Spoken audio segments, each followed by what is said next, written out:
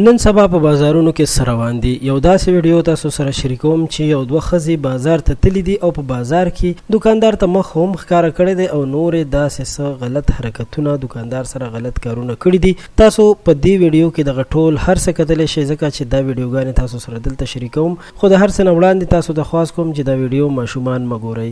قدرمنو دوستانو، نن سبا چې په بازارونو کې ښځې ډېرې زیاتې شوي دي ځکه چې ښځې د سودا دپاره بازارونو ته ځي، خو څه دکانداران داسې وي چې هغوی دغه جینکو سره د ګپ شپ لګولو کوشش کوي، د دوی نه نمبر اخلي یا دوی ته نمبر ورکوي او بیا دا جینکۍ داسې کارونه ورسره کوي چې دوی غلط کار ته مجبوره کوي. دا ویډیو هم چې تاسو ته په سکرین باندې تصویرونه ښکاري د پښتنو د یو ښار نه وایرل شوې ده او داسې ښکاري چې دا کابل ښار دی، خو دا ویډیو ډیره زړه ده.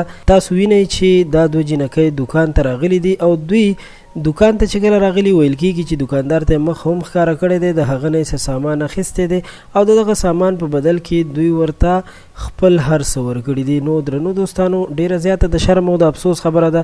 موږ تاسو له پکار دي چې هیڅکله هم خویندې میندې بازارونو ته د سودا لپاره ونه لیږو ځکه چې نن سبا خلک ډیر زیات خراب شوي دي او د خپل عزت هم پروا نه کوي او د بل عزت هم پروا نه کوي.